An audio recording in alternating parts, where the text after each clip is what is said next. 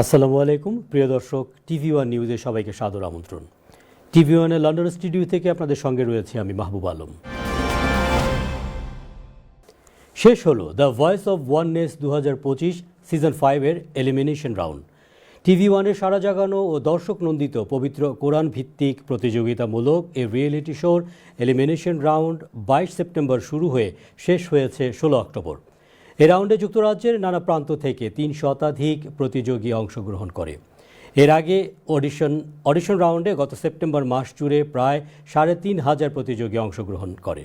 স্কলাররা মনে করেন টিভি ওয়ানের এই আয়োজনের মাধ্যমে পবিত্র কোরআনের সুমহান শিক্ষার প্রতি আকৃষ্ট হবে ব্রিটিশ মুসলিম শিশু কিশোররা। বিস্তারিত সালেহ আহমেদের রিপোর্টে। إن في خلق السماوات والأرض واختلاف الليل والنهار والفلك নতুন প্রজন্মের ব্রিটিশ মুসলিম শিশু কিশোরদের পবিত্র কোরআনের এমন মুগ্ধকর ও বিশুদ্ধ তেলাওয়াত প্রচারিত হচ্ছে একটি মঞ্চে,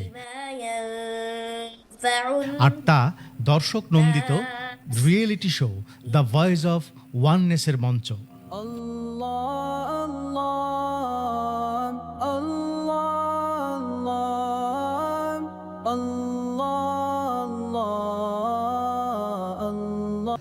আলহামদুলিল্লাহ রাব্বিল আলামিন। টিভি ওয়ানের সার্বিক ব্যবস্থাপনায় কোরআনের সৌন্দর্য প্রচারে এবছর চলছে দ্য ভয়েস অফ ওয়াননেসের পঞ্চম আসর।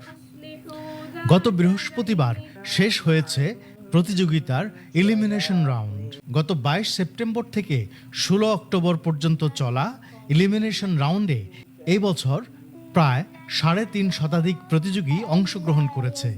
এর আগে প্রায় 3,500-এরও বেশি প্রতিযোগী সিলেকশন রাউন্ডে অংশগ্রহণ করে। إن الله كان غفورا رحيما নিজেদের সেরা উপস্থাপনা, সুমধুর তেলাওয়াতের মাধ্যমে পরবর্তী সেমিফাইনালে জায়গা করে নিয়েছে 42 জন শিশু কিশোর। এদের মধ্য থেকেই কেউ কেউ হবে সেরাদের সেরা। তবে বাছাইয়ের এই প্রক্রিয়ায় প্রত্যেক প্রতিযোগীর তেলাওয়াতই মুগ্ধ করেছে বিচারকদের। Amazing. I mean, I would say it's phenomenal. This journey started probably weeks before, and those who made it, these 42 young reciters, first congratulations to all of you. And also the congratulations those who couldn't make it. Okay, your name might be not listed in this 42, but you all winner. All had the beautiful recitation from all of them, and I'm very impressed in this season how many 8 years old that made it through to the semi-finals. Just in now we've had about two of them. One of them was 9 years old, and they. শায়েখ আব্দুল কাদেরের উপস্থাপনায় অনুষ্ঠিত elimination রাউন্ডে বিচারকের আসন অলংকৃত করেন শায়েখ মাকসুদ এলাহি, শায়েখ লাবিব মুহি সাঈদ এবং শায়েখ হামজা হাবিব। এলিমিনেশন রাউন্ড শেষে দ্য ভয়েস অব ওয়াননেসের প্রযোজক সালাউদ্দিন শিশু কিশোরদের আরও অধ্যাবসায় করার পরামর্শ দিয়ে জানান, এবছর সেমিফাইনালে অংশগ্রহণকারী সকল প্রতিযোগীর হাতে তুলে দেওয়া হবে সম্মানজনক সার্টিফিকেট। যা দেখতে পাচ্ছি খুবই ভালো ভালো প্রতিযোগী এই সেমিফাইনাল রাউন্ডে অংশগ্রহণ করবে ইনশাআল্লাহ। এবং যারা এই প্রতিযোগিতায় এ পর্যন্ত সেমিফাইনাল রাউন্ডে আসতে পারে নাই তাদেরকে বলবো, তোমরা নিরাশ হবে না, তোমাদের জন্য অবশ্যই আমাদের সার্টিফিকেট থাকবে। তাদেরকে আমরা যে গ্র্যান্ড ফাইনাল হবে সেদিন আমরা সবাইকে আমরা সার্টিফিকেট দান করব। Saleh Ahmed, TV one. MashaAllah, beautiful recitation from all of them. সর্বোত্তম আদর্শ মোহাম্মদ সাল্লাল্লাহু আলাইহি ওয়াসাল্লাম, from the life of the prophet সাল্লাল্লাহু আলাইহি ওয়াসাল্লাম, গাইডেন্স ফর দ্য হিউম্যানিটিজ শিরোনামে অনুষ্ঠিত হলো টিভি ওয়ানের সিরাতুন নবী কনফারেন্স। নর্থ লন্ডনের মুসলিম কমিউনিটির প্রাণকেন্দ্র মসজিদ আয়েশা টটেনহামে সাম্প্রতিক সময়ে অনুষ্ঠিত হলো কনফারেন্সটি। টেলিভিশন অনুষ্ঠানের বাইরেও কমিউনিটিতে রাসূলের জীবন ও শিক্ষার আলো ছড়াতে এ উদ্যোগে প্রধান অতিথির বক্তব্যে টিভি ওয়ানের পরিচালক এবং বিশিষ্ট ইসলামিক স্কলার শায়েখ মাহমুদুল হাসান রাসূলের জীবন ও আদর্শে অনুপ্রাণিত হয়ে অমুসলিমদের কাছে দ্বীনের দাওয়াত পৌঁছে দেওয়ার আহ্বান জানান। আরও জানাচ্ছেন সালেহ আহমেদ। তারা ঈমান এনেছেন, নিজের জীবনের চেয়ে রাসূলকে ভালোবাসতেন, বাস্তব অর্থে প্রমাণ করেছেন। অনুষ্ঠিত হলো টিভি ওয়ানের উদ্যোগে সিরাতুন নবী সাল্লাল্লাহু আলাইহি ওয়াসাল্লাম কনফারেন্স। সর্বোত্তম আদর্শ মুহাম্মদ সাল্লাল্লাহু আলাইহি ওয়াসাল্লাম, from the life of the prophet peace be আপন হিম, গাইডেন্স ফর দ্য হিউম্যানিটি শিরোনামে গত 12 অক্টোবর নর্থ লন্ডনের মুসলিম কমিউনিটির অন্যতম প্রাণকেন্দ্র মসজিদ আয়েশা টটেনহ্যামে মুসলিম কমিউনিটি অ্যাসোসিয়েশন MCA ও মসজিদ আয়েশা টটেনহ্যামের সহযোগিতায় রাসূল সাল্লাল্লাহু আলাইহি ওয়াসাল্লামের জীবন ও কর্ম নিয়ে আলোচনা করেন শায়েখ খিদির হুসাইন, শায়েখ সায়েম রহমান চৌধুরী, আর প্রধান বক্তা হিসেবে আলোচনা উপস্থাপন করেন TV1-এর পরিচালক এবং বিশিষ্ট ইসলামিক স্কলার শায়েখ মাহমুদুল হাসান। রাসূল ইসলাম দাঁড়িয়ে নামাজ পড়তে পারেননি, সেদিন যোহর এবং আসর একসাথে আদায় করেছেন উহুদের দিন। শুধু টেলিভিশনেই নয়, মুসলিম কমিউনিটির দ্বারগোড়ায় ইসলামের সুমহান আদর্শ প্রচারের জন্য আয়োজিত সিরাত কনফারেন্সে স্থানীয় মুসল্লিদের পাশাপাশি উপস্থিত ছিলেন দূর দূরান্ত থেকে আগত শত শত ধর্মপ্রাণ মুসলিম নারী ও পুরুষ। রাসূলের জীবনের আলোকে পারিবারিক ও সামাজিক জীবন বিন্যাসের উপর গুরুত্ব দিয়ে আলোচনা রাখেন বক্তারা। এ সময় মসজিদের ইমাম ও স্থানীয় কমিউনিটির ব্যক্তিবর্গও বক্তব্য রাখেন। সাল্লাল্লাহু আলাইহি ওয়াসাল্লাম শুধু আমাদের রাসূল না, তিনি জিনদেরও রাসূল। আলোচনায় শায়েখ মাহমুদুল হাসান রাসূলের জীবনের সংগ্রামের উপর আলোকপাত করে সকল মুসলমানকে রাসূল সাল্লাল্লাহু আলাইহি ওয়াসাল্লামের আদর্শ অনুসরণ করে অমুসলিমদের কাছে ইসলামের দাওয়াত পৌঁছে দেওয়ার আহ্বান জানিয়ে বলেন, আসুন আমরা আজকের এই সিরাতের মাহফিল থেকে নতুন করে দাওয়াতের কাজ করার জন্য, দিনকে উজ্জীবিত করার জন্য, একজন মানুষকেও যদি আমার কারণে যদি হেদায়েত হতে পারে তাহলে পুরো জগতের মালিক হওয়ার চেয়ে উত্তম রাসূল বলেছেন। এই দাওয়াতের কাজটা করার জন্য TV1 প্ল্যাটফর্মকে চালু করেছে। আমরা এটাই আপনাদের কাছে আজকে আশা করব যে ইনশাআল্লাহ এই দাওয়া প্ল্যাটফর্মে আপনারা যুক্ত হবেন, সহযোগিতা করবেন, কাজ করবেন একসাথে। এরকম একটা যেমন আজকে মসজিদে আয়েশাতে আয়োজন হয়েছে, এরকম জায়গায় জায়গায় যেন আমরা একসাথে আরো অনেক আয়োজনগুলো করতে পারি, ঘরে ঘরে আমরা যেতে পারি, ইউথদেরকে যেন পরিবর্তন করতে পারি, মহিলাদেরকে যেন গাইড করতে পারি, অমুসলিমদের কাছে যেন তাদের দ্বীনের দাওয়াতগুলোকে পৌঁছে দিতে পারি। মহান রব্বুল আলামিনের কাছে দোয়া করি আমাদের দাওয়া প্রচেষ্টাগুলোকে যেন আল্লাহ কবুল করেন। TV1-এর ধারাবাহিক এ সিরাত কনফারেন্স আগামী 26 অক্টোবর বার্মিংহামের জামি মস্ক অ্যান্ড ইসলামিক সেন্টারে অনুষ্ঠিত হবে এবং পর্যায়ক্রমে বিলেতের সবকটি বড় শহরেই অনুষ্ঠিত হবে বলে জানায় TV1 কর্তৃপক্ষ। সালে আহমদ, TV1।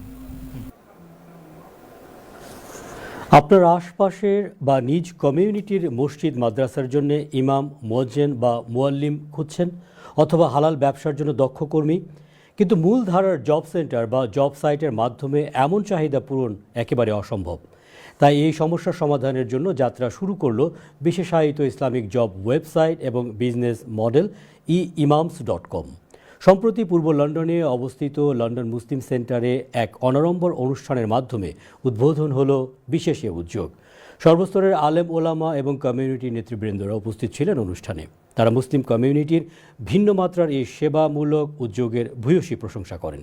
সালে আহমেদের আরেকটি রিপোর্ট। আজকের এই মহতী অনুষ্ঠানই বলে দেয় যুক্তরাজ্যে ক্রমবর্ধমান মুসলিম কমিউনিটির বিশালত্ব ও সৃষ্টিশীল উদ্যোগের প্রয়োজনীয়তা। এটি eimams.com-এর উদ্বোধনী অনুষ্ঠান।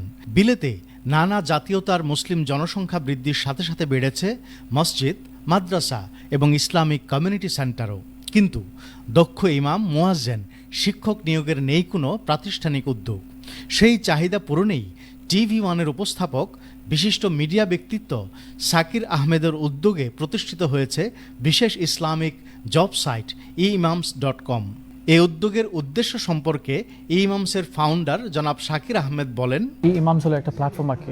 এটা শুরু হয়েছিল আলহামদুলিল্লাহ বিশেষ করে উলামা, হুফাজ, কুররা, ইমামগণ তাদের জন্য।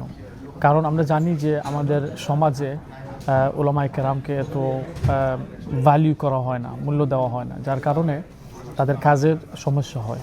যারা বিশিষ্ট ওরা তো আলহামদুলিল্লাহ কাজ পেয়ে যান, কিন্তু যারা সেই স্তরের না বা সেই লেভেলের না, তাদের জন্য ভীষণ কঠিন এই একটা কাজ এবং তাদের পরিস্থিতিও একটু কঠিন।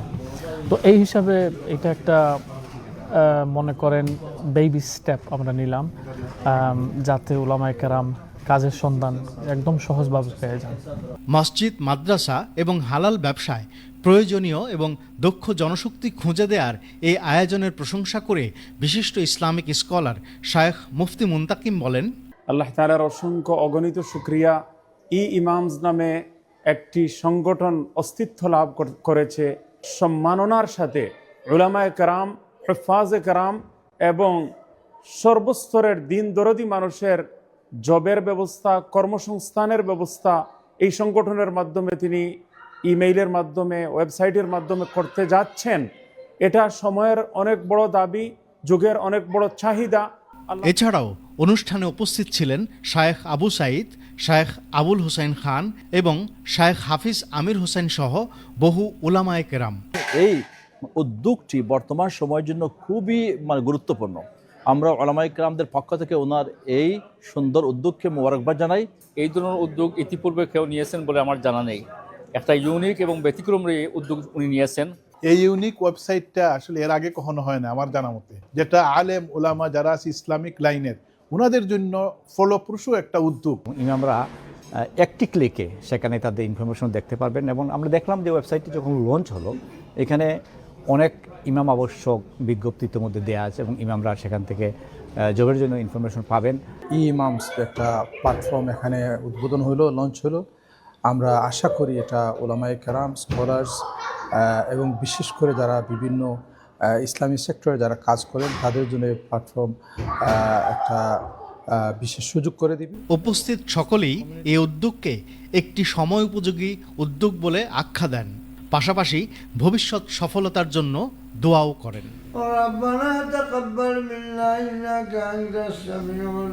সালেহ আহমদ, TV1। জানাবো কমিউনিটির আরও কিছু খবর। টাওয়ার হ্যামলেটসের মসজিদ পরিচালনাকারী কেন্দ্রীয় সংগঠন কাউন্সিল অব মস্ক এর সাধারণ সভা ও নির্বাচন লন্ডন মুসলিম সেন্টারে অনুষ্ঠিত হয়েছে। এতে পুনরায় নির্বাচিত হয়েছেন চেয়ারম্যান হাফেজ মাওলানা শামসুল হক, জেনারেল সেক্রেটারি সিরাজুল ইসলাম হীরা, ট্রেজারার মোহাম্মদ আব্দুল মুনিম জাহিদি ক্যারল। নির্বাচন পরিচালনা করেন টাওয়ার হ্যামলেটস কাউন্সিলের নির্বাহী মেয়র লুৎফুর রহমান। তাকে সহায়তা করেন আজম খান ও কয়েস আহমেদ। সভায় ইস্ট লন্ডন মসজিদের চেয়ারম্যান ডক্টর আব্দুল হাই মুর্শেদ, দারুল উম্মাহ মসজিদের চেয়ারম্যান আহমেদ মালিক সহ বিভিন্ন মসজিদের নেতৃবৃন্দ উপস্থিত ছিলেন। এ সময় লুৎফুর রহমান বলেন, টাওয়ার হ্যামলেটসে ফার রাইট গোষ্ঠীর বিভাজনমূলক প্রচেষ্টার বিরুদ্ধে ঐক্য ও সংহতি বজায় রাখতে কাউন্সিল ও স্থানীয় সম্প্রদায় একসাথে কাজ করবে।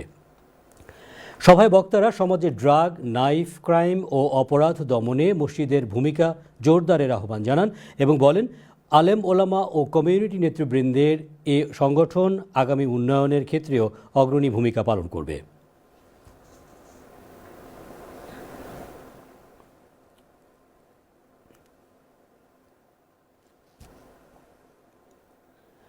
গ্রেটার সিলেট কমিউনিটি ইউকের কেন্ট রিজিয়নের অভিষেক অনুষ্ঠিত হয়েছে। কেন্ট আফফোর্ডের স্থানীয় একটি সেন্টারে হারুনুর রশিদের সভাপতিত্বে অনুষ্ঠানের শুরুতেই নবগঠিত কমিটিকে পরিচয় ও শপথ পাঠ করেন গ্রেটার সিলেট কমিউনিটি ইউকের কেন্দ্রীয় convener Mohammad Mokis Monsur. Greater Sylhet community ইউকের কেন্ট রিজিওনাল নতুন কমিটিতে মুক্তার আলীকে চেয়ারপারসন, তাহমুল হোসেন লিটনকে জেনারেল সেক্রেটারি, আব্দুল আহাদকে ট্রেজারার ও কবি নূরজাহান শিল্পীকে উইমেন্স অ্যাফেয়ার্স সেক্রেটারি করে 61 সদস্য বিশিষ্ট কার্যকরী কমিটি ও 15 সদস্য বিশিষ্ট উপদেষ্টা পরিষদ ঘোষণা করা হয়। সভায় ঢাকা সিলেট মহাসড়কের 6 লেন প্রকল্প দ্রুত সম্পন্ন, এয়ারপোর্টে প্রবাসীদের নানা ধরনের হয়রানি বন্ধ, সিলেট উসমানী বিমানবন্দরের অন্যান্য আন্তর্জাতিক ফ্লাইট চালু, হাইকমিশনে নৌ ভিসা ফি ও বিমানের ভাড়া কমানোর জোর দাবি জানানো হয়।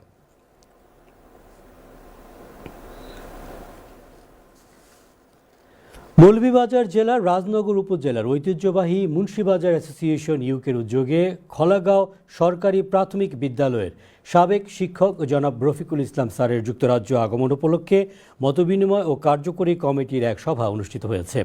মোহাম্মদ খায়রুল ইসলামের সভাপতিত্বে ও মোহাম্মদ মারুফ হোসাইনের পরিচালনায় সভায় বক্তব্য রাখেন উপদেষ্টা তারাউল ইসলাম, সাজ্জাদ আলী, ডক্টর আব্দুল আজিজ, জনাব কামাল হোসেন এবং শাহ চেরাগ আলী।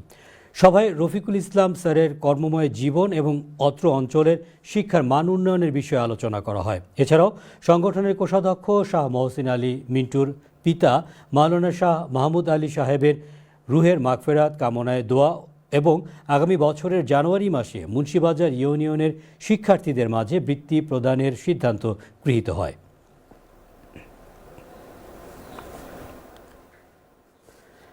বাংলাদেশি কমিউনিটির মধ্যে দেশীয় ভ্রাতৃত্ববোধ তৈরির লক্ষ্যে অনুষ্ঠিত হল গ্রেটার সাটার্ন বাংলাদেশি ওয়েলফেয়ার ট্রাস্টের উদ্যোগে GCSE অ্যান্ড A-লেভেল অ্যাওয়ার্ড সেরিমনি ও সাংস্কৃতিক অনুষ্ঠান। সাউথ লন্ডনের টমাস ওয়ার্ল্ড সেন্টারে শাহ সাইফুল আক্তার লিখনের সভাপতিত্বে ও সরওয়ার আলমের সঞ্চালনায় অনুষ্ঠানে প্রধান অতিথি ছিলেন ক্রয়ডন কাউন্সিলের ডেপুটি মেয়র কাউন্সিলর মোহাম্মদ ইসলাম। বিশেষ অতিথি ছিলেন সাটন কাউন্সিলের কাউন্সিলর কাসিম মোহাম্মদ ইসহাক।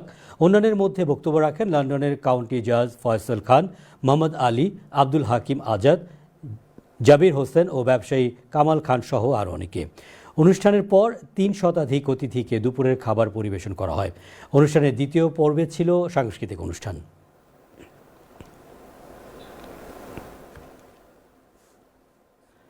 বিশ্বনাথ স্পোর্টিং ট্রাস্টকে গতিশীল ও বেগবান করতে ট্রাস্টিদের নিয়ে একটি জরুরি সভা পূর্ব লন্ডনের একটি রেস্টুরেন্টে অনুষ্ঠিত হয়েছে।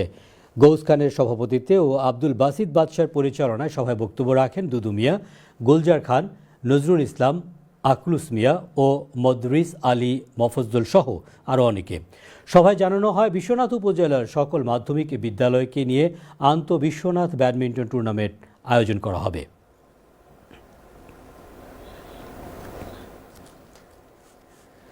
ট্যাংরা যুব সমাজ আয়োজিত প্রজন্মের বন্ধন ট্যাংরা মিলন মেলা 2025 ব্যানারে সম্প্রতি এক বর্ণাঢ্য অনুষ্ঠান লন্ডনের হোয়াইট চ্যাপেল এলাকার একটি ব্যাংকোয়েটিং হলে সম্পন্ন হয়েছে। মুরব্বী জনাব আব্দুল হান্নান উরুফি মিয়ার সভাপতিত্বে মিলন মেলায় বক্তাদের স্মৃতিচারণায় শৈশবের স্মৃতি, গ্রামের ইতিহাস, চলমান উন্নয়ন, ঐক্য ও ঐতিহ্যের কথা উঠে আসে। মুরব্বিয়ানদের স্মৃতিময় কাজের কথা তুলে ধরে বক্তব্য রাখেন আব্দুল হান্নান উরুফি মিয়া, ছুবা মিয়া, আব্দুল নূর, তাজুল কুরেশি ও হাশিম আলী সাহেব সহ আরও অনেকে। সমবেতরা মরহুমদের রুহের মাগফিরাত কামনা করে দোয়া করেন। ট্যাংরার এই মিলন মেলা প্রীতিভোজ অনুষ্ঠানের মাধ্যমে সমাপ্ত হয়।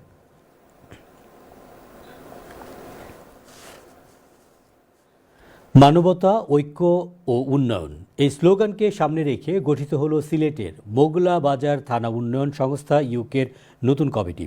পূর্ব লন্ডনের ব্রিকলেনের একটি রেস্টুরেন্টে এক প্রাণবন্ত আলোচনা সভায় যুক্তরাজ্যের বিভিন্ন শহর থেকে আগত মোগলা বাজার থানার প্রবাসী বিশিষ্টজন, সমাজসেবক ও রাজনীতিবিদরা উপস্থিত ছিলেন। ফোর্ড স্কোয়ার মসজিদের ইমাম ও খতিব হাফিজ সাদিকুর রহমানের সভাপতিত্বে এবং বিএনপি নেতা মারিফ আহমেদের পরিচালনায় অনুষ্ঠানে প্রধান অতিথি ছিলেন যুক্তরাজ্য বিএনপির সহসভাপতি আবিদ রাজা।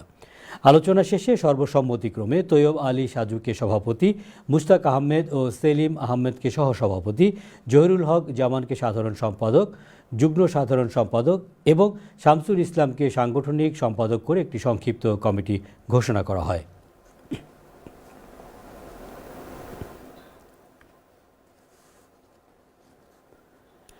ইতালির মিলানে Saint Joseph international school and college Milan ইতালির বার্ষিক ক্রীড়া প্রতিযোগিতা অনুষ্ঠিত হয়েছে। ইতালির মিলান থেকে বিস্তারিত জানাচ্ছেন আমাদের সহকর্মী রিয়াজুল ইসলাম কাউসার। ইতালির মিলানে Saint Joseph's international school and college Milan ইতালির বার্ষিক ক্রীড়া প্রতিযোগিতা অনুষ্ঠিত হয়েছে। ইতালির মিলানস্থ সেন্ট্রো স্পোর্টিভো ইতালিও স্টেডিয়ামে দিনব্যাপী আয়োজনে ছিল অগ্নিশিখা প্রজ্বলন, কুচকাওয়াজ প্রদর্শন, শিক্ষার্থীদের বিভিন্ন খেলার প্রতিযোগিতা এবং শেষে ছিল বিজয়ীদের মাঝে পুরস্কার বিতরণ। অনুষ্ঠানে আগত অতিথি, অভিভাবক ও শিক্ষার্থীদের শুভেচ্ছা জানিয়ে বক্তব্য রাখেন কলেজের অধ্যক্ষ অর্নাকুলা Surya থিমিরা প্রাবোত। Every year we are doing this kind of inter-house athletic meet that is for the sake of for the betterment of our students' mental and health condition. This year also 3 houses, Athena, Apollo and Aries are going to combat each other. Today is the day for that competition. বার্ষিক ক্রীড়া প্রতিযোগিতায় অংশ নিতে পেরে খুশি কোমলমতি শিক্ষার্থীরা।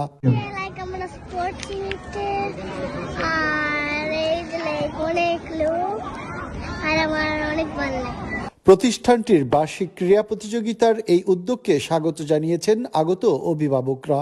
Annual sport মিটে আসতে পেরে খুবই ভালো লাগতেছে।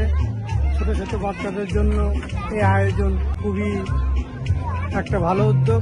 আশা করি এই উদ্যোগটা কন্টিনিউ থাকবে। ইতালির মিলানে Saint Joseph's international school and কলেজের বার্ষিক ক্রীড়া প্রতিযোগিতার মাধ্যমে শিক্ষার্থীদের মেধা বিকাশে আরও সহায়ক হবে এমনটি প্রত্যাশা কর্তৃপক্ষের। Riazul Islam Kawsar, TV one news, Milan, Italy.